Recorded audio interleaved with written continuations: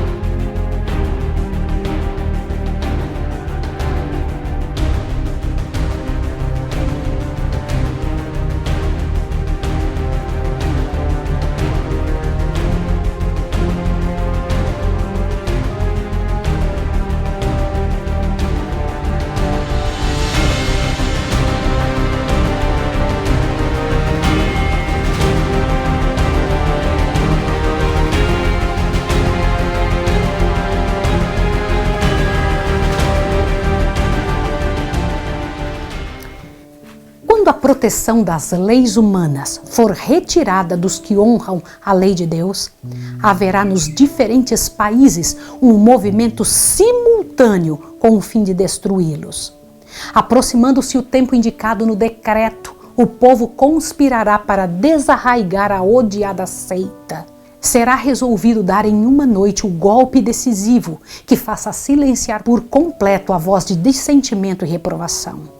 O povo de Deus, alguns nas celas das prisões, outros escondidos nos retiros solitários, ali nas florestas, nas montanhas, pleiteia ainda a proteção divina, enquanto por toda parte grupos de homens armados, instigados pelas hostes de anjos maus, se estão preparando para a obra de morte. É então nessa hora de maior aperto que o Deus de Israel intervirá para o livramento de seus escolhidos. Diz o Senhor: um cântico haverá entre vós, como na noite em que se celebra uma festa, e alegria de coração, como daquele que sai tocando pífano para vir ao monte do Senhor, a rocha de Israel. E o Senhor fará ouvir a glória de sua voz, e fará ver o abaixamento de seu braço, com indignação de ira, e labareda de seu fogo consumidor, e raios e dilúvios de pedras de saraiva. Isaías 30, 29 e 30. Com brados de triunfo, zombaria e imprecação, multidões de homens maus estão prestes a cair sobre a presa, quando eis um denso negror, mais intenso do que as trevas da noite, cai sobre a terra. Então o arco-íris, resplandecendo com a glória do trono de Deus, atravessa os céus e parece cercar cada um dos grupos em oração. As multidões iradas subitamente se detêm, silenciam seus gritos de zombaria. É esquecido o objeto de sua ira sanguinária. Com terríveis pressentimentos, contemplam o símbolo da aliança de Deus, anelando pôr-se ao amparo de seu fulgor insuperável. É ouvida pelo povo de Deus uma voz clara e melodiosa dizendo: olhai para cima! E levantando os olhos para o céu, contemplam o arco da promessa. As nuvens negras ameaçadoras que cobriam o firmamento se fendem e, como Estevão, olham fixamente para o céu e veem a glória de Deus, o Filho do Homem sentado sobre o seu trono. Divisam em sua forma divina os sinais de sua humilhação e de seus lábios ouvem o pedido apresentado ante seu Pai e os seus santos anjos. Aquele que me deste, quero que, onde eu estiver, também eles estejam comigo. João 17, 24. Novamente se ouve uma voz melodiosa e triunfante dizendo: eles vêm, Eles vêm, santos, inocentes e incontaminados. Guardaram a palavra da minha paciência, andarão entre os anjos. E os pálidos, trêmidos lábios dos que mantiveram firme a fé proferem um brado de vitória. Você quer ver? Você quer ver isso? Eu quero ler para você. Olha que coisa gloriosa, que coisa mais linda. Bendito seja o nome do Senhor. Olha isso aqui. É à meia-noite que Deus manifesta o seu poder para livramento de seu povo. O sol aparece resplandecendo em sua força. Sinais e maravilhas se seguem em rápida sucessão. Os ímpios contemplam a cena com terror e espanto, enquanto os justos veem com solene alegria os sinais de seu livramento. Tudo na natureza parece desviado do seu curso. As correntes de águas deixam de fluir. Nuvens negras e pesadas sobem e chocam-se umas nas outras. Em meio dos céus agitados, acha-se um espaço claro, de glória indescritível, donde vem a voz de Deus como o som de muitas águas dizendo: está feito. Apocalipse 16, 17. Essa voz abala os céus e a terra. Há um grande terremoto como nunca tinha havido desde que há homens sobre a terra. Tal foi este grande terremoto, Apocalipse 16, 18. O firmamento parece abrir-se e fechar-se. A glória do trono de Deus dir-se-ia atravessar a atmosfera. As montanhas agitam-se como uma cana ao vento. As anfractuosas rochas são espalhadas por todos os lados. Há um estrondo como de uma tempestade a sobrevir. O mar é açoitado com fúria. Ouve-se o sibilar do furacão, semelhante à voz de demônios na missão de destruir. A terra inteira se levanta, dilatando-se como as ondas do mar. Sua superfície está a quebrar-se. Seu próprio fundamento parece ceder. Cadeias de montanhas estão a revolver-se. Desaparecem as ilhas habitadas, os portos marítimos, que pela iniquidade se tornaram como Sodoma, são tragados pelas águas enfurecidas. A grande Babilônia veio em lembrança perante Deus, para lhe dar o cálice do vinho da indignação de sua ira. Apocalipse 16, 19 e 21. Grandes pedras de saraiva, cada uma no peso de um talento, estão a fazer a sua obra de destruição. As mais orgulhosas cidades da terra são derribadas. Os suntuosos palácios em que os grandes homens do mundo dissiparam suas riquezas com a glorificação própria desmoronam-se perante os seus olhos. As paredes das prisões fendem-se. O povo de Deus, que estivera retido em cativeiro por causa de sua fé, é libertado. Abrem-se sepulturas e muitos dos que dormem no pó da terra ressuscitarão, uns para a vida eterna e outros para vergonha e desprezo eterno. Daniel 12, 2. Agora você vai entender o que é isso. Presta atenção nessa parte agora. Que ressurreição é essa? Não é a ressurreição final. Olha que ressurreição especial é esta. Todos os que morreram na fé da mensagem do terceiro anjo saem do túmulo glorificados para ouvirem o concerto de paz estabelecido por Deus com os que guardam a sua lei. Como assim? Você ouviu isso? Você ouviu que esta ressurreição é uma ressurreição especial entre os que estão na terra? Um pouco antes de Jesus aparecer nas nuvens, no momento mais difícil da história da terra, vão ressuscitar aqueles que morreram depois de 1844, crendo na verdade do Senhor, pregando a mensagem do Senhor. E para que ressuscitarão? Para ver aquele Senhor que eles esperaram, que eles pregaram, que eles buscaram. Os mesmos que os traspassaram, Apocalipse 1:7. Quem vai vir? O texto diz que alguns para eterna glória e outros para vergonha e desprezo eterno. Quem são esses que traspassaram Jesus? Os que zombaram e escarneceram da agonia de Cristo. E os mais acérrimos inimigos de sua verdade, povo, ressuscitam para contemplá-lo em sua glória e ver a honra conferida aos fiéis e obedientes. Densas nuvens ainda cobrem o céu. Contudo, o sol de quando em quando irrompe, aparecendo como o olhar vingador de Jeová. Relâmpagos terríveis estalam dos céus, envolvendo a terra num lençol de chamas. Por sobre o estrondo medonho do trovão, vozes misteriosas e terríveis declaram a sorte dos ímpios. As palavras proferidas não são compreendidas por todas. Entendem-nas, porém, distintamente os falsos ensinadores. Os que pouco antes eram tão descuidados, tão jactanciosos e desafiadores, tão exultantes em sua crueldade para com o povo de Deus, os observadores dos mandamentos, acham-se agora vencidos pela consternação e a estremecer de medo. Ouve-se o seu pranto acima do som dos elementos. Imagine isso. O que é isso? Ouve-se o seu pranto acima do som dos elementos. A voz deles de grito e de sofrimento será maior do que os sons da natureza. Eles vão gritar e implorar.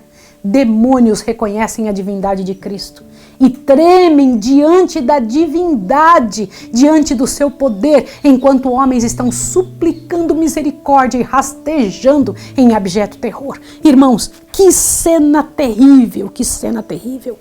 Disseram os profetas da antiguidade ao contemplar em santa visão o dia de Deus: uivai, porque o dia do Senhor está perto, venho do Todo-Poderoso como assolação. Isaías 13:6. Entra nas rochas e esconde-te da glória da sua majestade, e a altivez dos varões será humilhada, e só o Senhor será exaltado naquele dia. Porque o dia do Senhor dos exércitos será contra todo soberbo e altivo, e contra todo que se exalta para que seja batido.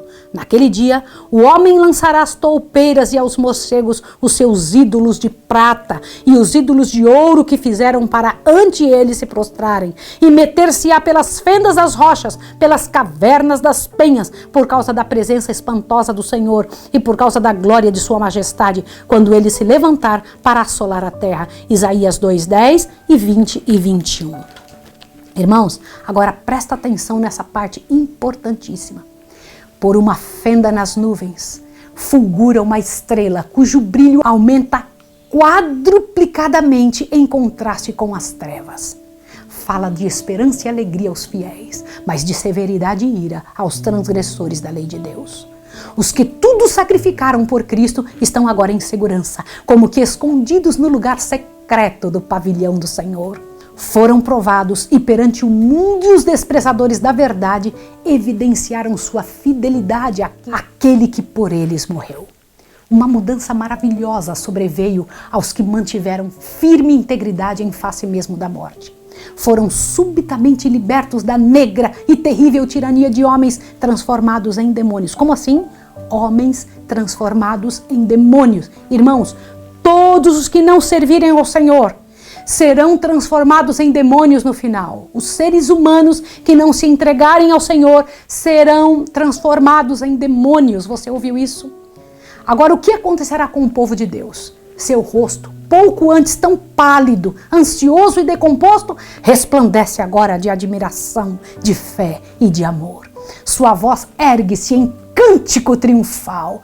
Deus é o nosso refúgio e fortaleza, socorro bem presente na angústia, pelo que não temeremos, ainda que a terra se mude, ainda que os montes se transportem para o meio dos mares, ainda que as águas rugem e se perturbam, ainda que os montes se abalem pela sua braveza. Salmo 46, 1-3. É nessa hora que esse salmo fará grande diferença no coração dos fiéis. Enquanto essas palavras de santa confiança ascendem a Deus, as nuvens recuam e se veem os constelados céus, indescritivelmente gloriosos, em contraste com o firmamento negro e carregado de cada lado. A glória da cidade celestial emana de suas portas entreabertas. Aparece então de encontro ao céu uma mão segurando duas tábuas de pedra dobradas uma sobre a outra. Diz o profeta: os céus anunciarão a sua justiça, pois Deus mesmo é o juiz. Salmo 56. Aquela santa lei, a justiça de Deus, que por entre trovões e chamas foi proclamada no Sinai como guia da vida, revela-se agora aos homens como a regra do juízo. A mão abre as tábuas e vê-se os preceitos do decálogo, como que traçados com pena de fogo. As palavras são tão claras que todos as podem ler. Desperta-se a memória, varrem-se de todas as mentes as trevas da superstição e heresia, e os 10 preceitos divinos, breves, compreensivos e autorizados, aparecem-se à vista de todos os habitantes da terra. É impossível descrever o horror e desespero dos que pisaram os santos mandamentos de Deus. O Senhor lhes deu suas leis. Eles poderiam haver aferido seu caráter por ela e conhecido seus defeitos enquanto ainda havia oportunidade para arrependimento e correção. Mas a fim de conseguir o favor do mundo, puseram de parte seus preceitos e ensinaram outros a transgredir. Esforçaram-se por compelir o povo de Deus a profanar seu sábado. Agora são condenados por aquela lei que desprezaram. Com terrível clareza, veem que se acham sem desculpas. Escolheram a quem servir e adorar. Então vereis outra vez a diferença entre o justo e o ímpio, entre o que serve a Deus e o que não serve. Malaquias 3:18.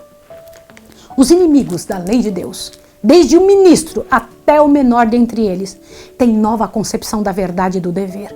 Demasiado tarde veem que o sábado do quarto mandamento é o selo do Deus vivo.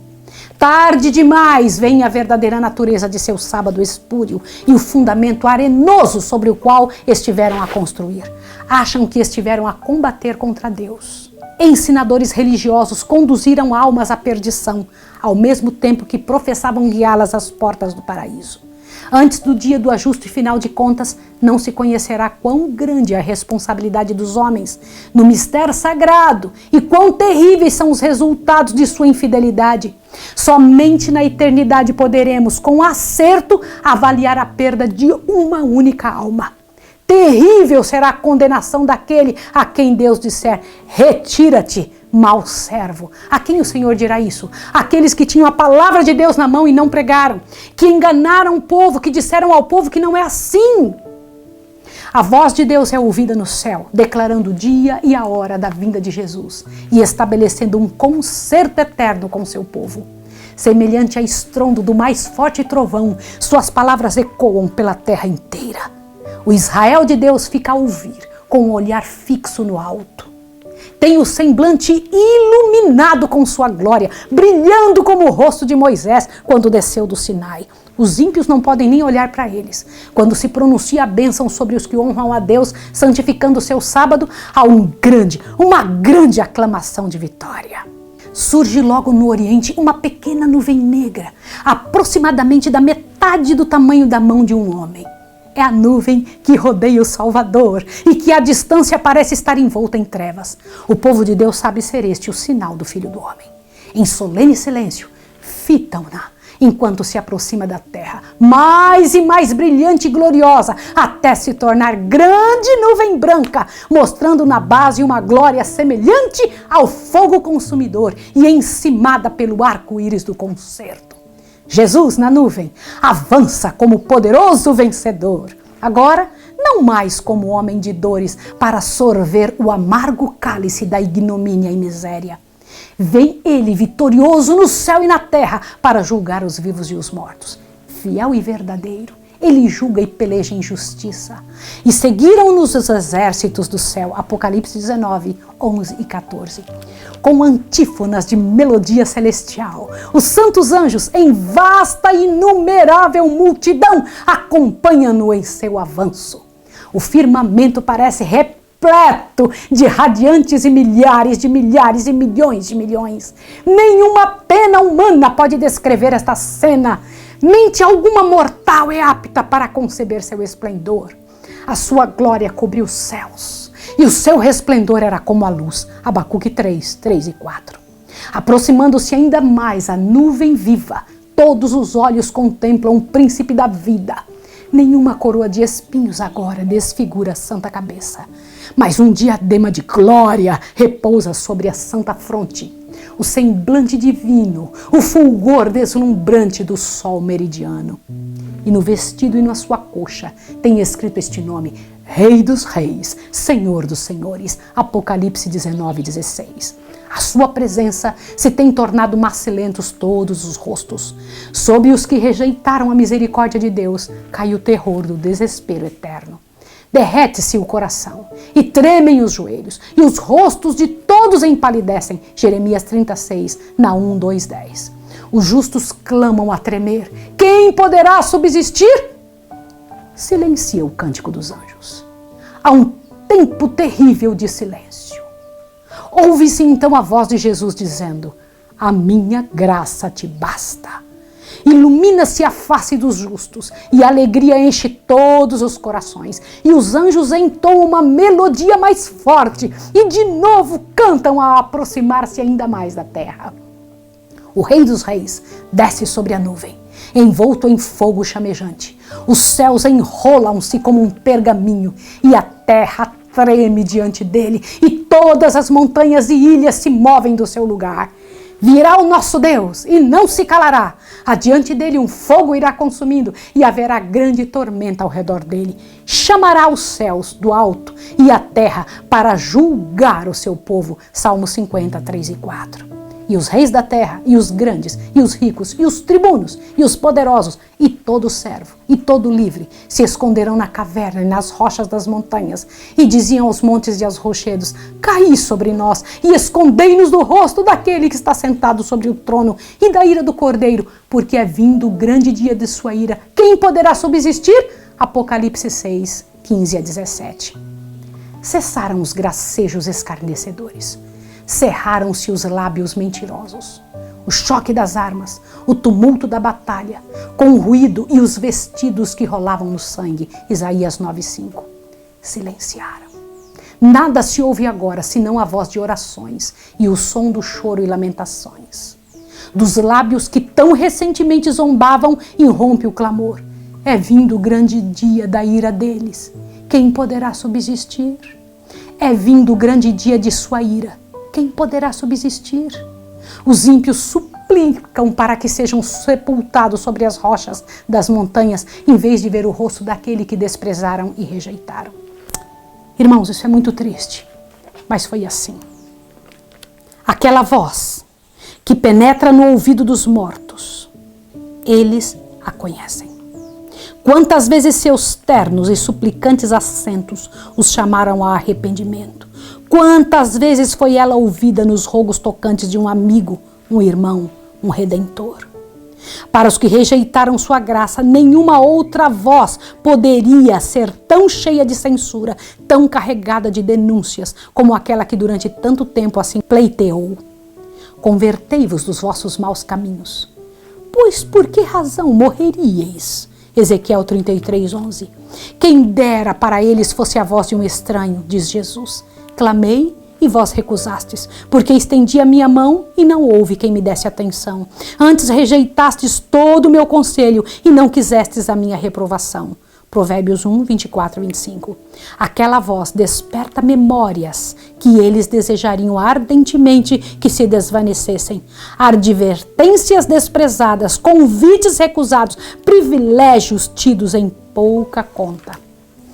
Ali estão os que zombaram de Cristo à sua humilhação. Com uma força penetrante lhes ocorrem as palavras do sofredor, quando conjurado pelo sumo sacerdote declarou solenemente: vereis em breve o Filho do Homem assentado à direita do poder e vindo sobre as nuvens dos céus. Mateus 26, 64. Agora o contemplam em sua glória e ainda o devem ver assentado à direita do poder. Os que escarneceram de sua declaração de ser ele o Filho de Deus estão agora mudos. Ali está o altivo Herodes, que zombou de seu título real, mandando soldados zombadores coroá-lo como rei. Estão ali os mesmos homens que com mãos ímpias lhe colocaram sobre o corpo o manto de púrpura e sobre a fronte sagrada a coroa de espinhos, e na mão, que não opunha resistência, um simulcrado de cetro. E diante dele se curvavam em zombaria blasfema. Os homens que bateram e cuspiram no príncipe da vida agora se desviam de seu penetrante olhar, procurando fugir da subjugante glória de sua presença. Aqueles que induziram os cravos através de suas mãos e pés, o soldado que lhe feriu o lado, contemplando esses sinais com terror e remorso. Com terrível precisão, sacerdotes e príncipes recordam-se dos acontecimentos do Calvário. Estremecendo de horror, lembram-se de como, movendo a cabeça em satânica alegria, exclamaram: salvou os outros e a si mesmo não pôde salvar-se. Se é o Rei de Israel, desça agora da cruz e creremos nele. Confiou em Deus, livre-o agora se o ama. Mateus 27, 42 e 43. Vividamente relembram a parábola dos lavradores que se recusaram a entregar seu senhor o fruto da vinha, maltratando seus servos, e lhe mataram o filho. Lembram-se também da sentença que eles próprios pronunciaram: o senhor da vinha dará afrontosa morte aos maus. No pecado e castigo daqueles homens infiéis, veem os sacerdotes e anciãos seu próprio procedimento e sua própria justa condenação.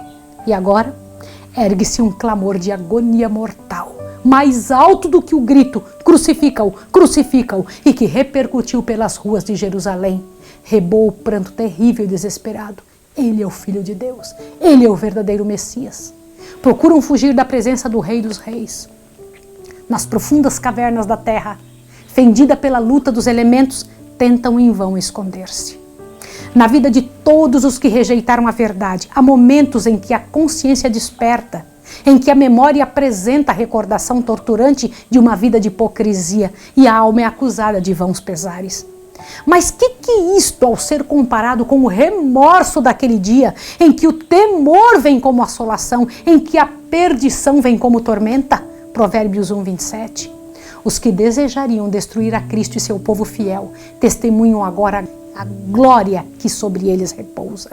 No meio do seu terror, ouve a voz dos santos em alegres acordes exclamando: eis que este é o nosso Deus a quem aguardávamos e ele nos salvará. Isaías 25, 9. Por que é que os justos vão dizer assim, este é o nosso? Por quê?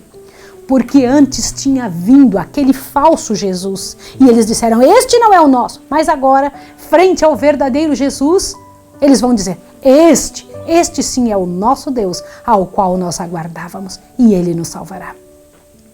Por entre as vacilações da terra, o clarão do relâmpago e o ribombo do trovão, a voz do Filho de Deus chama os santos que dormem. Ele olha para a sepultura dos justos e levanta as mãos para o céu e brada: despertai, despertai, despertai, vós que dormis no pó, e surgi. Por todo o comprimento e largura da terra, os mortos ouvirão aquela voz, e os que ouvirem viverão. E a terra inteira ressoará como o passar do exército extraordinariamente grande de toda a nação, tribo, língua e povo. Do cárcere da morte vêm eles, revestidos de glória imortal, e eles vêm dizendo: onde está, ó morte, o teu aguilhão? Onde está, o inferno, a tua vitória? 1 Coríntios 15, 55. E os vivos justos e os santos ressuscitados unem as vozes em prolongada e jubilosa aclamação de vitória. Todos saem do túmulo com a mesma estatura que tinham quando ali entraram. Adão, que está em pé entre a multidão dos ressuscitados, é de grande altura e formas majestosas, de estatura pouco menor do que o Filho de Deus. Apresenta assinalado contraste com o povo das gerações posteriores. Sob este único ponto de vista se revela a grande degeneração da raça. Todos, porém, surgem com a louçania e o vigor de eterna mocidade. No princípio, o homem foi criado à semelhança de Deus, não somente no caráter, mas na forma e no aspecto. O pecado desfigurou e quase obliterou a imagem divina, mas Cristo veio para restaurar aquilo que se havia perdido. Ele mudará nosso corpo vil, modelando-o conforme seu corpo glorioso. As formas mortais e corruptíveis, destituídas de garbo, poluídas pelo pecado, tornam-se perfeitas, belas e imortais. Todos os defeitos e deformidades são deixados no túmulo.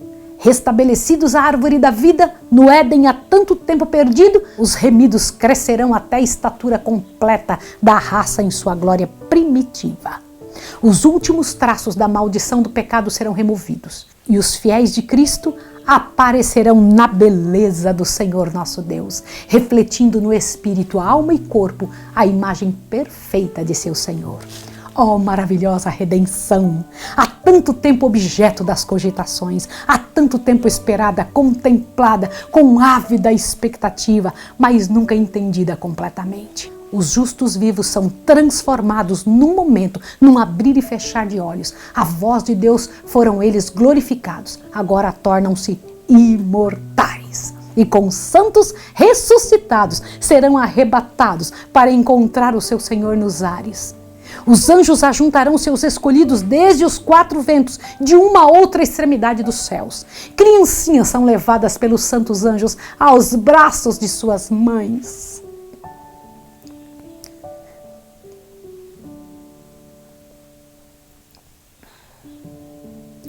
Amigos, há muito tempo separados pela morte, reúnem-se para nunca mais se separarem. E com cânticos de alegria, ascendem juntamente para a cidade de Deus. De cada lado do carro de nuvens existem asas, e debaixo delas se acham rodas vivas. E ao volver o carro para cima, as rodas exclamam, Santo! E as asas, movendo-se, clamam, Santo! E o cortejo de anjos clama, Santo, Santo, Santo, o Senhor Deus Todo-Poderoso.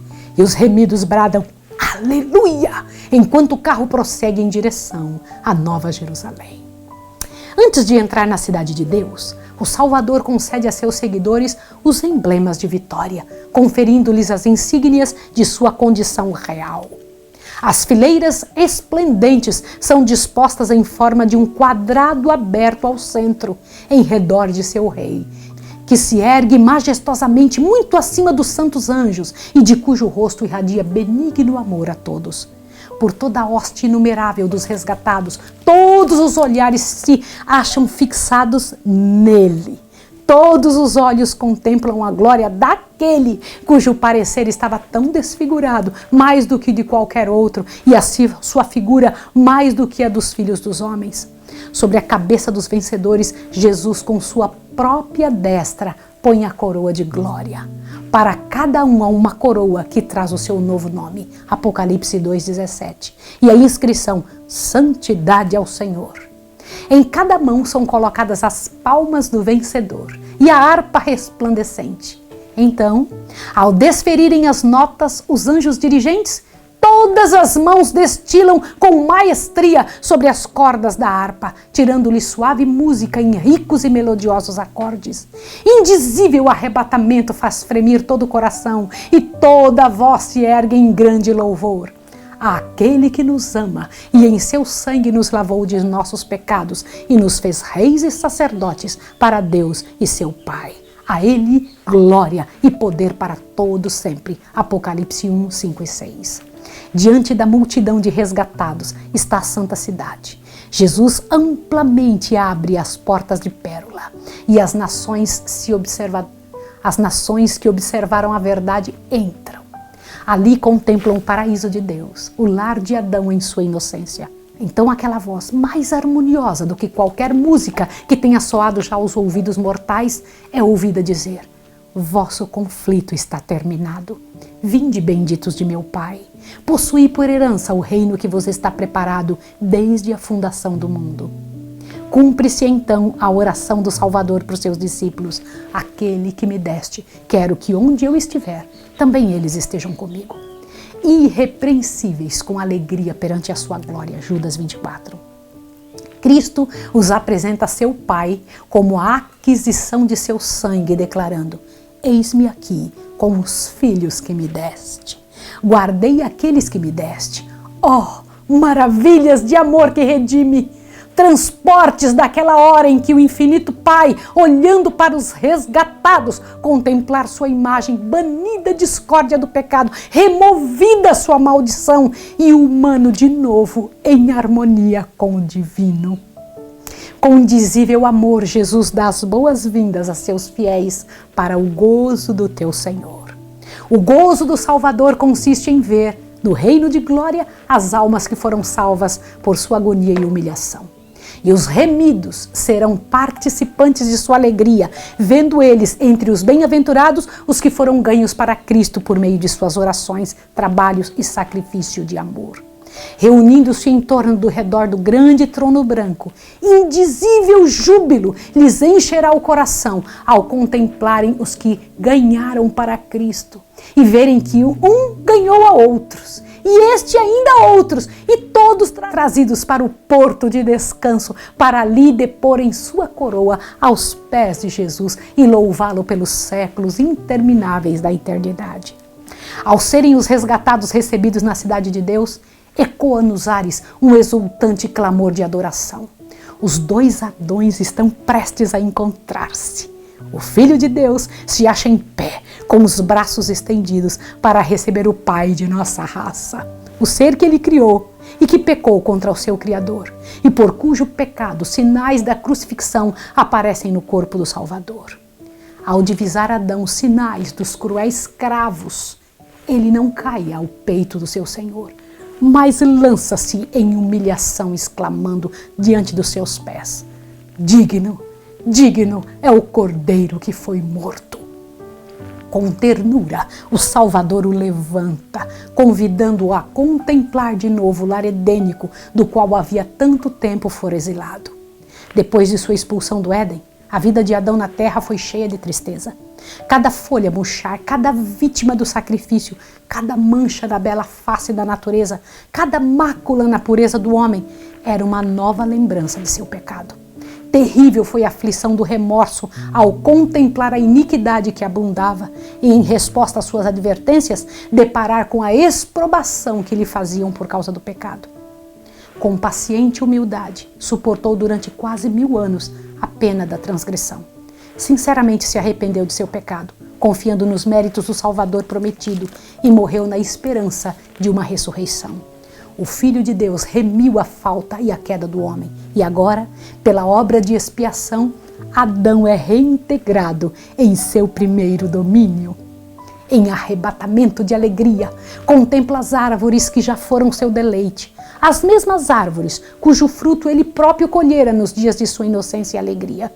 Vê as videiras que a sua própria mão tratara, as mesmas flores que tanto prazer cuidara.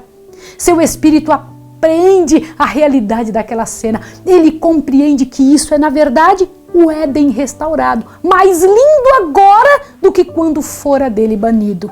Agora te assusta.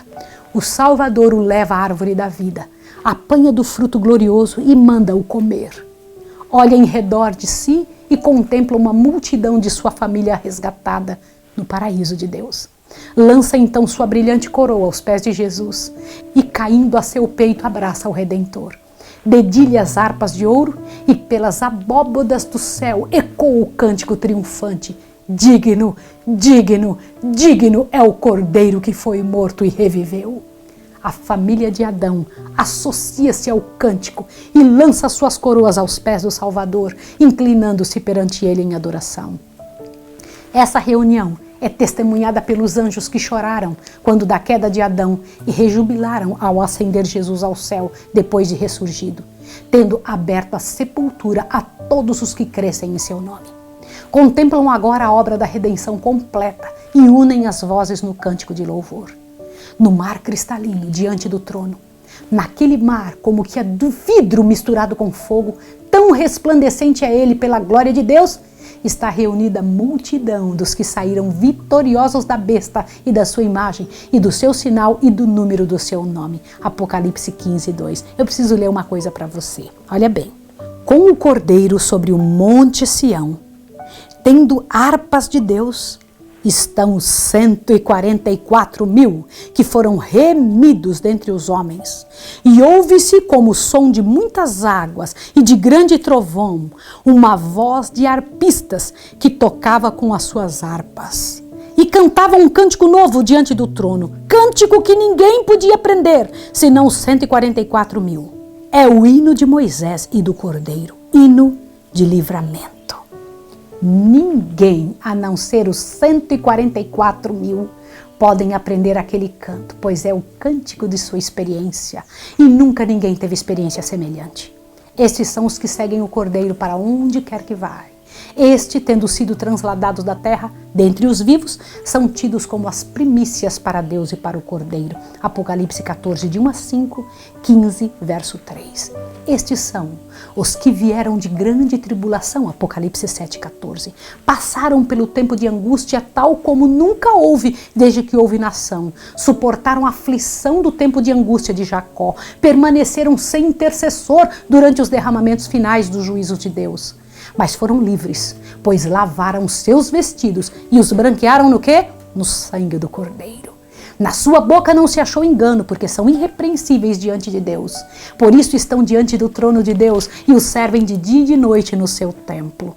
e aquele que está sentado sobre o trono os cobrirá com sua sombra. Apocalipse 7,15.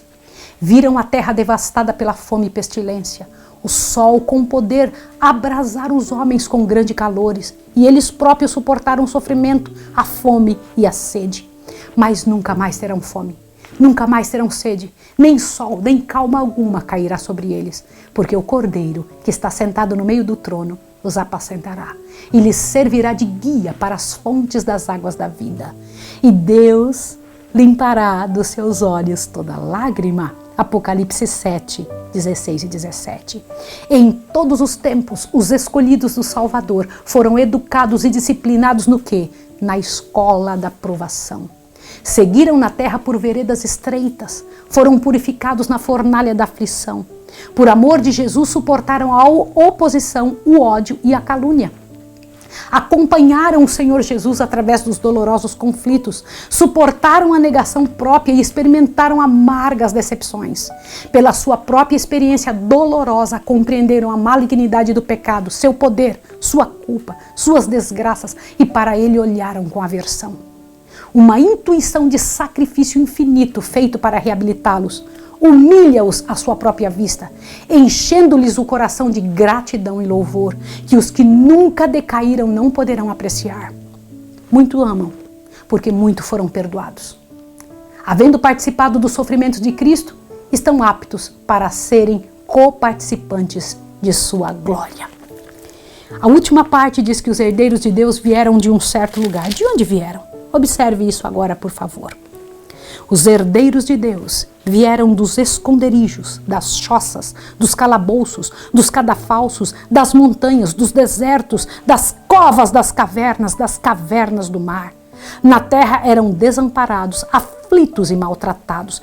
Milhões desceram ao túmulos carregados de infâmia, porque firmemente se recusaram a render-se às enganosas pretensões de Satanás. Pelos tribunais humanos foram julgados como os mais vis dos criminosos, mas agora Deus mesmo é o juiz. Salmo 56. Revogam-se agora as decisões da terra. Tirará o opróbrio do seu povo. Isaías 25:8. Chamar-lhe-ão povo santo, remidos o Senhor. Ele determinou que se lhes dê ornamento por cinza, óleo de gozo por tristeza, vestido de louvor por espírito angustiado. Isaías 62:12 e 61:3. Não mais são fracos, aflitos, dispersos e opressos.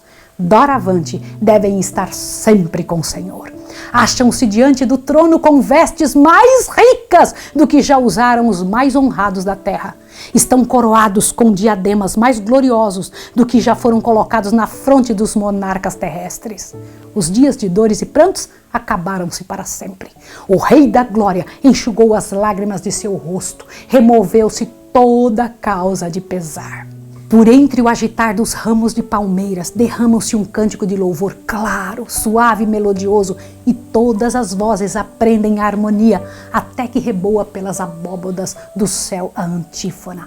Salvação ao nosso Deus, que está sentado no trono, e ao Cordeiro. E todos os habitantes do céu assim respondem: Amém! Louvor e glória, e sabedoria, e ação de graça, e honra, e poder, e força ao nosso Deus para todo sempre. Apocalipse 7, 10 e 12. Nesta vida, podemos apenas começar a compreender o maravilhoso tema da redenção. Com nossa compreensão finita, podemos considerar muito encarecidamente a ignomínia, a glória, a vida e a morte, a justiça e a misericórdia que se encontram na cruz. Todavia, com o máximo esforço de nossa faculdade mental, deixamos de aprender seu completo significado. O comprimento e a largura, a profundidade e a altura do amor que redime, não são senão palidamente compreendidos. O plano da redenção não será completamente penetrado, mesmo quando os resgatados virem assim como eles são vistos e conhecerem como são conhecidos. Antes, através das eras eternas, novas verdades desdobrar-se-ão de continuamente cheia de admiração e de deleite. Posto que os pesares, dores e tentações da terra estejam terminados e removidas as suas causas, sempre terá o povo de Deus um conhecimento distinto, inteligente do que custou a sua salvação. A cruz de Cristo será a ciência e o cântico dos remidos por toda a eternidade. No Cristo glorificado, eles contemplarão o Cristo crucificado. Jamais se esquecerá que aquele cujo poder criou e manteve os inumeráveis mundos através dos vastos domínios do espaço, o amado de Deus, a majestade do céu, aquele a quem querubins e resplendentes serafins se deleitam em adorar, humilhou-se para levantar o homem decaído, que ele arrostou a culpa e a ignomínia do pecado e a ocultação da face de seu Pai, até que as misérias de um mundo perdido lhe quebrantaram o coração e aniquilaram a vida na cruz do Calvário. O fato de o Criador de todos os mundos, o árbitro de todos os destinos, deixar sua glória e humilhar-se por amor do homem, despertará eternamente a admiração e a adoração do universo. Ao olharem as nações dos salvos para seu Redentor e contemplarem a glória eterna do Pai resplandecendo em seu semblante, ao verem o seu trono, que é de eternidade em eternidade, e saberem que seu reino não terá fim, irrompem num hino arrebatador. Digno, digno é o Cordeiro que foi morto e nos remiu para Deus com o seu muito precioso sangue. O mistério da cruz explica todos os outros mistérios. A luz que emana do Calvário, os atributos de Deus que nos encheram de temor e pavor, aparecem belos e atraentes agora. Misericórdia, ternura e amor paternal são vistos a confundir-se com santidade, justiça e poder.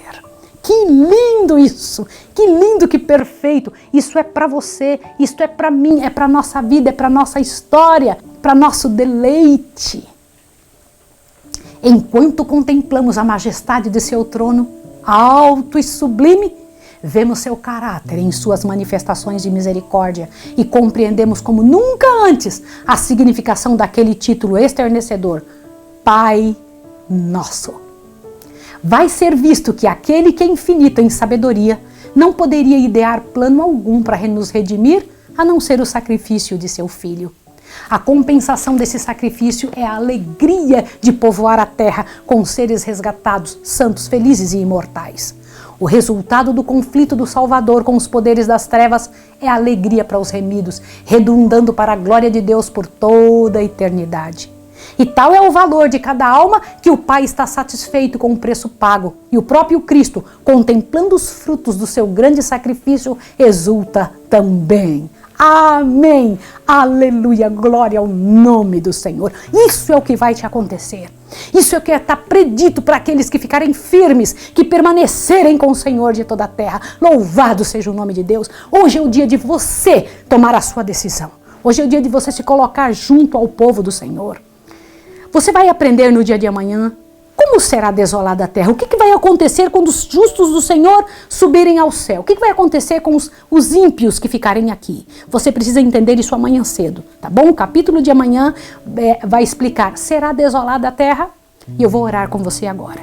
Santo Deus e amado Pai, glórias ao teu nome, Senhor, por nos dar esse pequeno vislumbre do que vai ser a tua glória sobre os remidos.